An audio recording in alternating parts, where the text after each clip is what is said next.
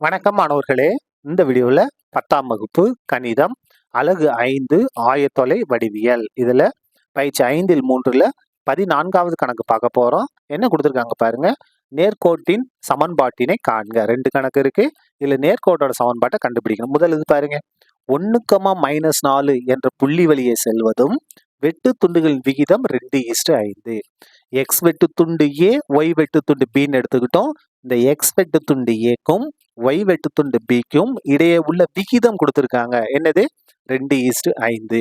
அது மட்டும் இல்லாமல் எந்த புள்ளி வழியா செல்லணும்? 1,-4 என்ற புள்ளி வழியே செல்லக்கூடிய நேர்கோட்டோட சமன்பாட்டை கண்டுபிடிக்கணும். கண்டுபிடிக்கலாமா? பாருங்க, எக்ஸ் வெட்டு துண்டு ஏ, ஒய் வெட்டு துண்டு பின்னு எடுத்துக்கிட்டோம். இந்த ஏக்கும் பிக்கும் இடையே உள்ள விகிதம் தான் கொடுத்துருக்காங்க. எவ்வளவு?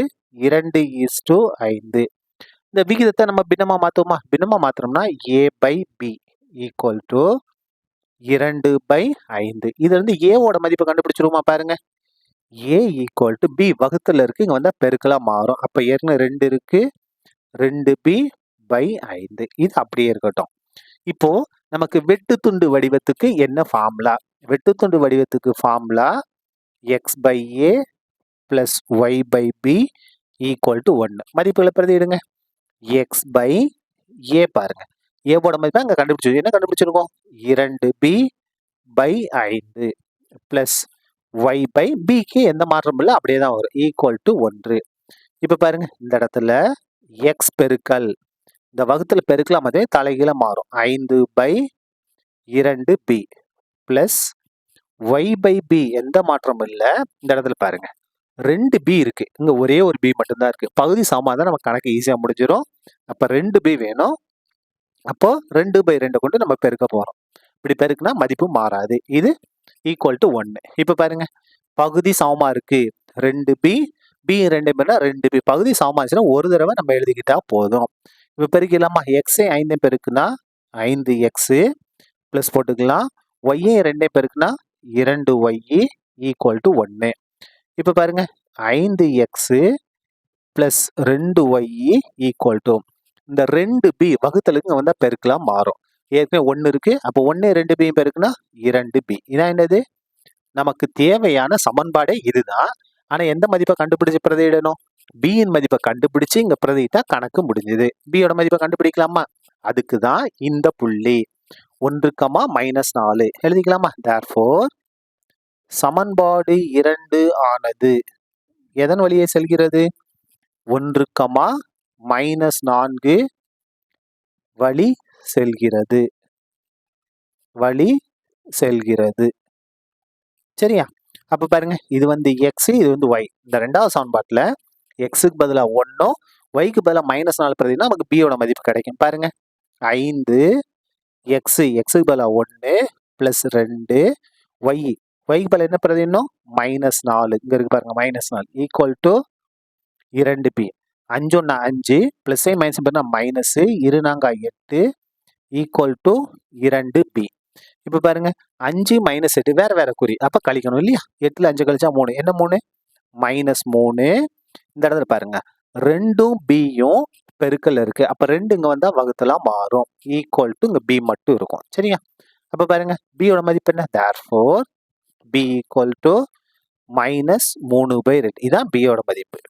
இதை கொண்டு போய் இங்க பிரதியிடலாமா? பாருங்க, எங்க பிரதியிட போறோம்? b ஈக்குவல் டு -3/2 என ஏழு பிரதியிட போறோம். சமன்பாடு 2ல பிரதியிட போறோம். 2ல் பிரதியிட. இதான் என்னது? நமக்கு தேவையான சமன்பாடு இங்க இருக்கு பாருங்க. பிரதியிடுவோமா? 5x எந்த மாற்றம் இல்ல பிளஸ் 2y எந்த மாற்றம் இல்ல ஈக்குவல் டு 2 எந்த மாற்றம் இல்ல. bக்கு பதிலா என்ன மாத்த போறோம்? -3/2. ஏன்னா b யோட மதிப்பு கண்டுபிடிச்சாச்சு. இப்ப பாருங்க, 2 கேன்சல். அப்போ 5x plus 2y equal to -3. இந்த -3 இடத்து பக்கம் கொண்டு வாங்க, +3 மாறும். Equal to 0. இதான் என்னது? நமக்கு தேவையான நேர்கோட்டோட சமன்பாடு. சரியா? அப்படியே ரெண்டாவது பார்த்துடலாமா? பாருங்க, ரெண்டாவது இது பாருங்க, என்ன கொடுத்துருக்காங்க? ரெண்டாவது இது -8,4 என்ற புள்ளி வழி செல்வதும் ஆய அச்சுகளின் வெட்டு துண்டுகள் சமமா இருக்கு. நம்ம ஒரு நேர்கோட்டோட சமன்பாடு கண்டுபிடிக்கணும். அது நம்ம கண்டுபிடிக்க போற நேர்கோட்டின் சமன்பாட்டுகளே அதுக்கு வந்து வெட்டு துண்டுகள் சமமா இருக்கு. எக்ஸ் வெட்டு துண்டு y துண்டு இருக்கு இல்லையா, ரெண்டும் சமமா இருக்கு. அது மட்டும் இல்லாம எந்த புள்ளி வழியே செல்கிறது, -8,4 என்ற புள்ளி வழியும் செல்கிறது. அப்படின்னா அந்த கோட்டு துண்டை நம்ம கண்டுபிடிக்கணும். கண்டுபிடிக்கலாமா? பாருங்க, எக்ஸ் வெட்டு துண்டு ஏன்னு எடுத்திருக்கோம், y வெட்டு துண்டு பின்னு, ரெண்டும் எப்படி இருக்கா, சமம். அப்ப என்ன எடுத்துக்கலாம், எம்னு எடுத்துக்கலாமா, எம். சரியா? இப்ப பாருங்க, வெட்டு துண்டு வடிவம் ஃபார்முலா என்ன, x by a plus y by b equal to 1. X by ஏவோட மதிப்பு என்னது, எம் தான், பிளஸ் ஒய் பை பி, பியோட மதிப்பு என்னதான், எம் தான். ஏன்னா சமம்னு சொல்லியிருக்காங்க, ஏவை எம்னு எடுத்துட்டோம், பியும் எம்னு எடுத்துட்டோம். எதுக்கு சமமா இருக்கும், 1க்கு சமமா இருக்கும். பாருங்க, பகுதி சமமா இருக்கு, எம்.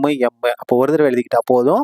தொகுதி அப்படியே கூட்டுங்க, x plus y equal to 1. இப்போ பாருங்க, x plus y equal to 1 பெருக்கல் எம் வகுத்தல் இருக்கா, வந்தா பெருக்கலா மாறும். அப்ப x plus y equal to 1 m பெருக்குனா எம் தான். இது சமன்பாடு 1.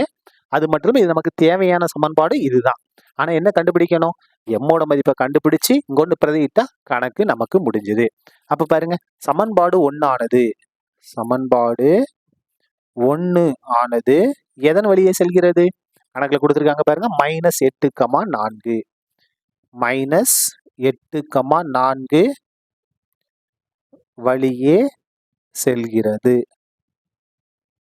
அப்ப நம்ம என்ன கண்டுபிடிக்கணும், எம்மோட மதிப்பை கண்டுபிடிச்சு கொண்டு போய் பிரதியிடணும். அப்ப பாருங்க, இதான் எக்ஸ், இதான் ஒய். அப்ப பாருங்க, எக்ஸுக்கு பதிலா -8 பிளஸ் போட்டுக்கலாம், ஒய்க்கு பதிலா 4 ஈக்குவல் டு எம். பாருங்க, ரெண்டு வேற வேற குறி கழிக்கணும் இல்லையா, அப்போ 8ல 4 கழிச்சா 4, பெரிய நம்பருக்கு மைனஸா -4 ஈக்குவல் டு எம். அப்படியே சைடை மாத்திக்கங்க, எம் ஈக்குவல் டு -4. என்ன கண்டுபிடிச்சிட்டோம், எம்மோட மதிப்பை கண்டுபிடிச்சாச்சு. இப்ப பாருங்க, இந்த எம் கூட இங்க பிரதிட்டோம்னா கணக்கு முடிஞ்சது. therefore எம் ஈக்குவல் டு -4 என சமன்பாடு 1ல் பிரதியிட. 1வது சமன்பாட்டில் நம்ம பிரதியிடுவோம். இங்க இருக்கு பாருங்க, x plus y equal to m, எம்முக்கு பதிலாக -4.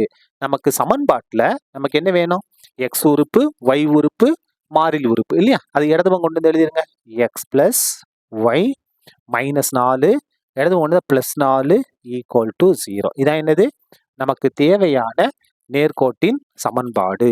இதோட இந்த கணக்கும் முடிந்தது. நன்றி.